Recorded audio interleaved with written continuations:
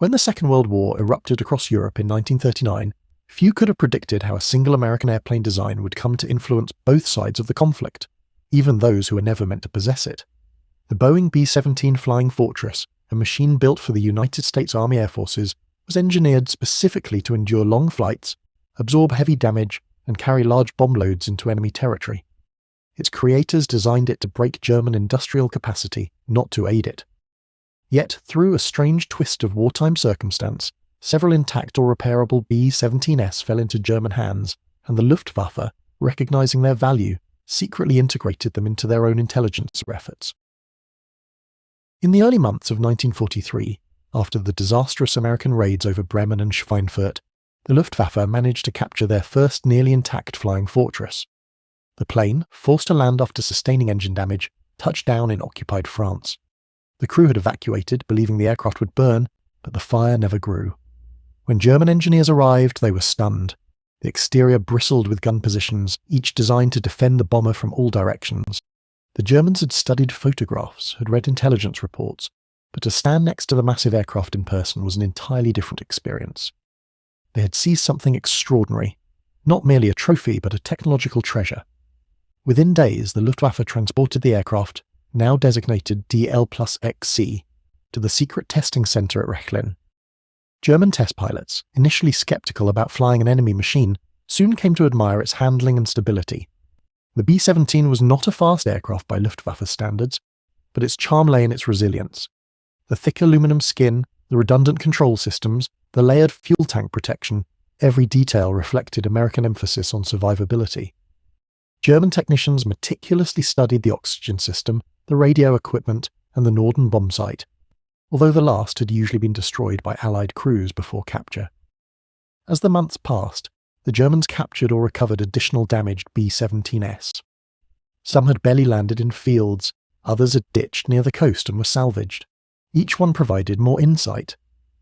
The Luftwaffe gave them new paint schemes, replacing the iconic white star with black crosses. They flew with the German pilots, often on clandestine operations. The captured B-17s served a function the Allied designers could never have imagined: deception. By 1944, the Luftwaffe had formed a special evaluation and operations group known as KG-200, a unit responsible for covert missions, espionage flights, and disguised reconnaissance. Within this unit, the B-17s found their new purpose. Flying at high altitude, they could easily blend into American bomber formations.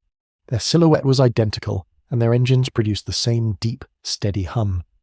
German pilots trained to mimic the radio communication patterns of American crews, adopting the language, cadence, and slang overheard in intercepted transmissions. When B-17 formations crossed into Europe, a German-flown flying fortress could quietly slip in among them. The effect was immediate and remarkable. German intelligence officers used the disguised aircraft to observe American tactics, document formation patterns, and report anti-aircraft coverage gaps. They learned how the US Air Force arranged gunners, when they changed altitude, and how they reacted to decoys. Sometimes a German B-17 would join a returning formation, shadowing them back toward England before breaking away at a safe distance. On one occasion, a KG-200 B-17 even dropped spies over North Africa, disguised as an Allied crew on a supply mission. Meanwhile, German engineers studied the mechanical systems obsessively. The B-17's robustness influenced how they modified their own aircraft for long-distance operations. They took inspiration from its electrical redundancy when upgrading radio systems in their maritime patrol planes. Even the structure of the protective ball turret inspired design adjustments in certain Luftwaffe defensive positions. But the most transformative advantage the captured B-17s offered was intelligence. By flying alongside Allied bombers, KG-200 aircraft observed subtle operational details that would never have been discovered through conventional reconnaissance. They learned when escort fighters tended to refuel, which routes bombers preferred during poor weather, and how tightly formations closed before making bombing runs. This information flowed directly to German air defense coordinators, who used it to predict attacks, reposition anti-aircraft batteries, and refine interception strategies. The German High Command, desperate to slow the relentless American bombing campaign, viewed the captured aircraft as priceless. Each new discovery was carefully documented and distributed among Luftwaffe planning offices. The irony was not lost on them. The very aircraft designed to destroy Germany was now helping defend it.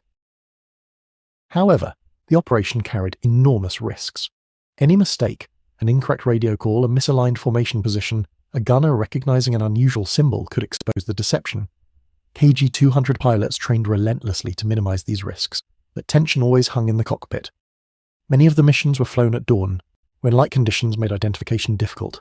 German crews often returned mentally exhausted, knowing that one error could lead to instant destruction from dozens of American guns. Still, the missions continued, and the impact was real.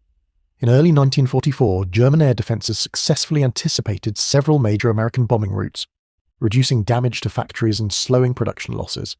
Though these successes were short-lived as Allied strength grew, the contributions of the captured B-17S were undeniable. The story of how the Flying Fortress, America's proud aerial war machine, temporarily became an asset to the German forces remains one of the war's lesser-known chapters. It was a chapter shaped by chance landings, strategic improvisation, and the strange logic of wartime necessity, and it was only the beginning of the B-17's unexpected journey through the heart of the Luftwaffe's most secret operations. By the spring of 1944, the use of captured B-17S had evolved from experimental flights to fully coordinated intelligence operations. KG-200, still a largely unknown unit even within the Luftwaffe, began conducting missions that would have sounded unbelievable to any ordinary soldier. German pilots were flying American bombers, joining American formations, and collecting real-time data from within the very structure of the US. Air offensive. It was espionage of the highest sophistication, executed at altitudes where a single bullet or a moment's mistranslation could mean instant death. One of the most successful aircraft in the unit was a B-17 known to the Germans as A3+FB. Originally built in Seattle and delivered to the US. 8th Air Force, it had crash-landed after an engine failure near the Dutch coast. The Luftwaffe salvaged it, repaired it, and soon it was reborn in the hidden hangars of KG-200. The original American markings were carefully repainted to resemble those of the 379th Bomb Group. Even the weathering and exhaust stains were replicated to maintain authenticity. When viewed from a distance, even from a nearby bomber's cockpit, it was nearly indistinguishable from the real thing. The missions typically began hours before dawn.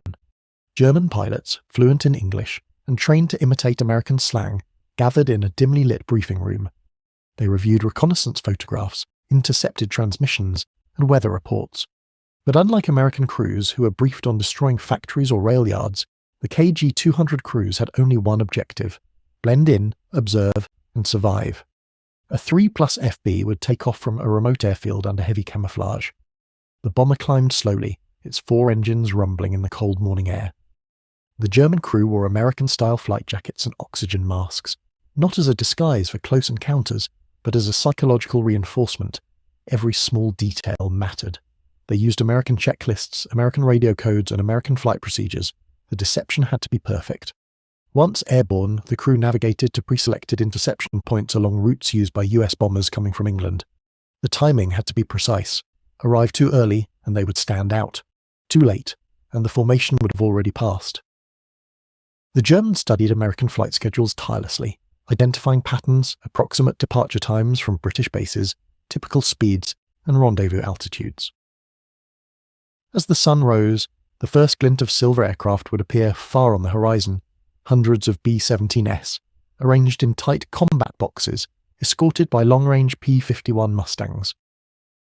It was one of the most intimidating sights in the war, a sky full of engines and metal stretching as far as the eye could see. Yet this was where A3+FB belonged. The German pilot pushed the throttle and gently slid into a gap on the formation's fringe. The crew held their breath. If the American gunners noticed anything suspicious, a wrong flight group marking, a strange maneuver, they would not hesitate to open fire. But more often than not, the deception worked flawlessly. To most American crews, one B-17 looked like the next. They were focused on the sky ahead, searching for German fighters, not for imposters within their own ranks. Once safely embedded, the German crew became invisible observers. Their navigator mapped out the precise formation patterns. The radio operator monitored internal transmissions, capturing valuable intelligence on American communication habits. The flight engineer studied how the American bombers adjusted altitude in response to anti-aircraft fire. All of this was transmitted back to German command as coded bursts via high-frequency radio, short enough to avoid Allied detection. The closer they approached German airspace, the more dangerous the mission became. German anti-aircraft batteries were not informed of KG-200 operations for security reasons, meaning A3+FB risked being shot down by its own side.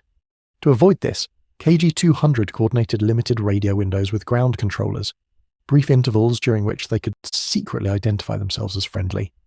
Even so, flak explosions often detonated frighteningly close, rocking the bomber violently. On several missions, shrapnel ripped through the fuselage, injuring crew members, but the aircraft always limped home. One of the most critical missions occurred on May 19, 1944, when the Luftwaffe expected a major American raid on synthetic fuel plants in central Germany. A 3+FB joined a large formation early that morning. The German crew noticed something unusual.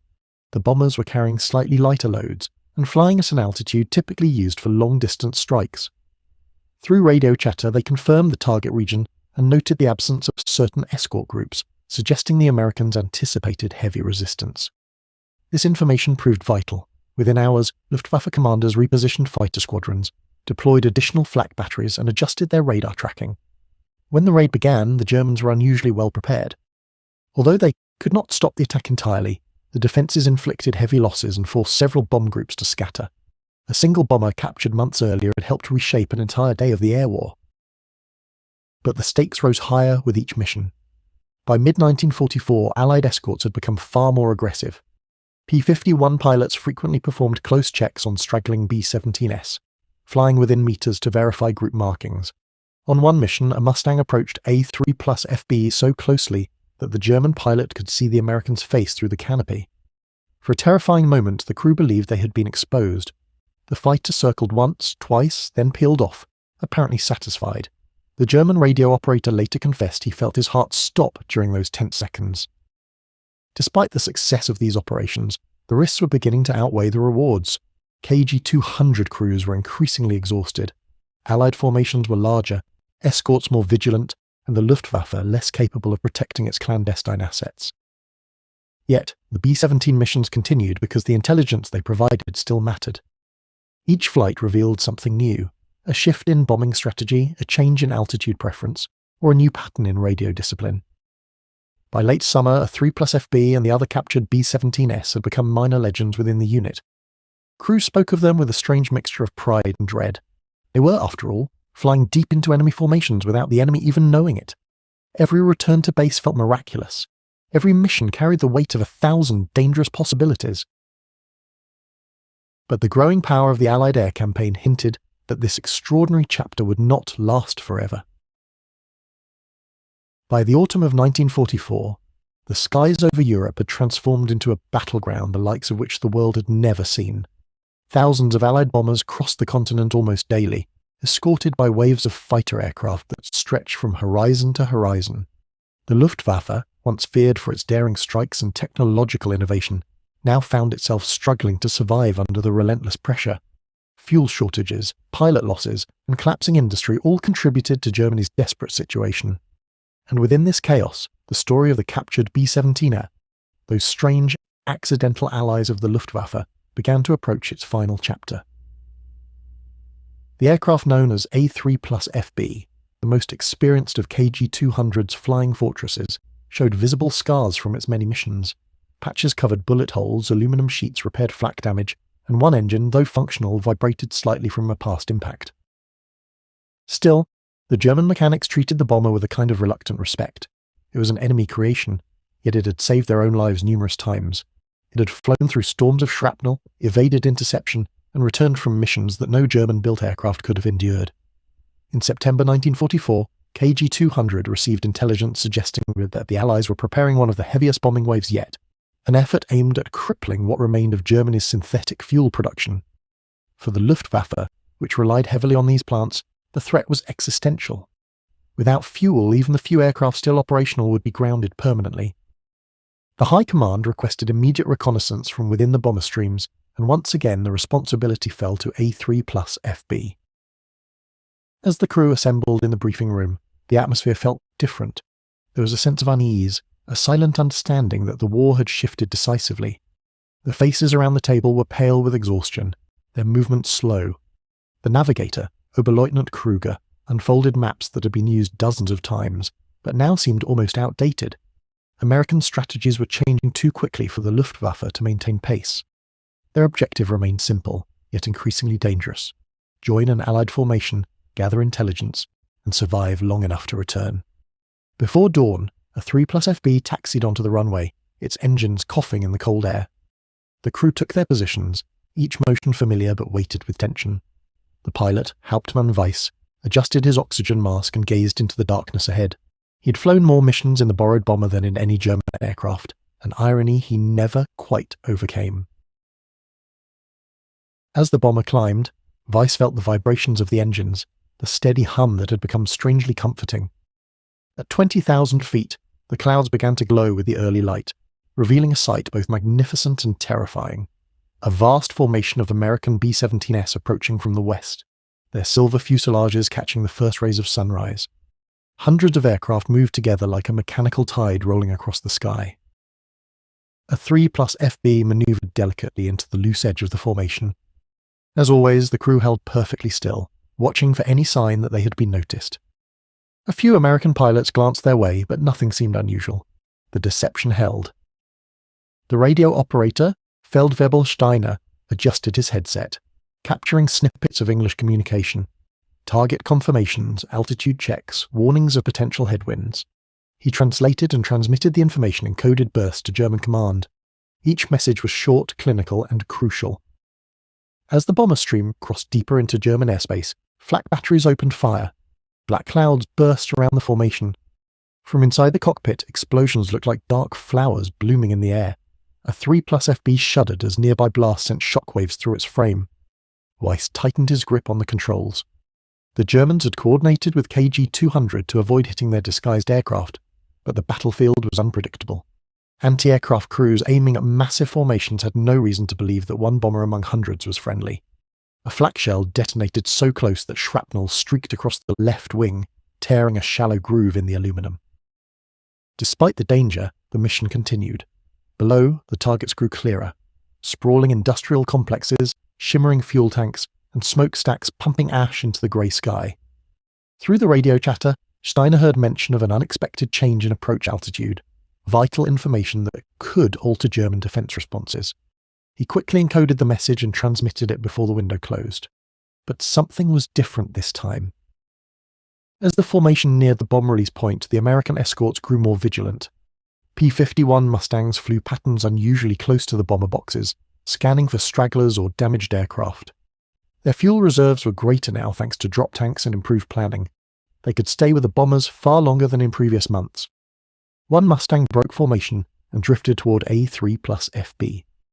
Inside the German bomber, silence fell. The fighter drew closer, its pilot peering intently at the markings on the tail. Weiss kept his flight path steady, resisting the urge to adjust course. A single suspicious maneuver could betray them. The Mustang moved alongside the cockpit, so close that Weiss could see the pilot's goggles and the scratches on the canopy frame. Seconds felt like minutes. The American pilot studied the B-17, tilting his head, searching for something that didn't belong. Then, without warning, the fighter dipped its wings and rolled away. The German crew exhaled collectively, the tension dissolving for a brief moment. But their relief was short-lived. Another Mustang approached, this time more aggressively. The pilot seemed certain something was wrong. He signaled with hand gestures, trying to communicate. Weiss knew that any attempt to respond would expose them. The fighter circled once more, then positioned itself behind the bomber, a dangerous spot for A3+FB.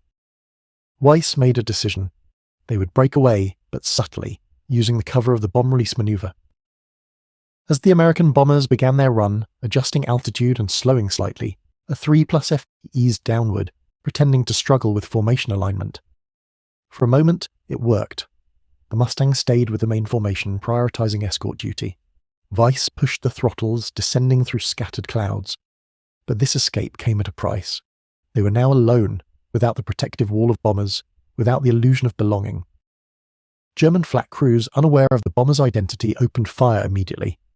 Black bursts erupted around them. The crew shouted positions, left, above, behind, as Weiss weaved the aircraft through the deadly pattern. A piece of shrapnel tore through the tail but miraculously missed vital controls. Finally, after what felt like an eternity, the bomber broke free of the heaviest fire and turned toward its secret base. The engine strained, but they held. Hours later, a 3+FB landed heavily on the runway. Mechanics rushed to inspect the damage, shaking their heads at the near miss. The crew stumbled out, exhausted but alive. It was their final mission. Within weeks, Allied forces advanced deep into German territory. Fuel reserves collapsed. KG-200's covert flights became impossible. The captured B-17s were grounded permanently, some destroyed by retreating forces to prevent capture, others abandoned on airfields that soon fell to Allied troops. A 3+FB, once a proud American bomber, then a shadow of the Luftwaffe, now sat silent under the grey autumn sky. It had survived battles not meant for it, served masters who were never meant to command it, and witnessed the war from both sides. Its story, stranger than fiction, born from chaos and necessity, became a forgotten footnote of a conflict too vast to record in full. But for those who flew it, the Flying Fortress remained a symbol of survival, ingenuity, and the strange twists of fate that shape history.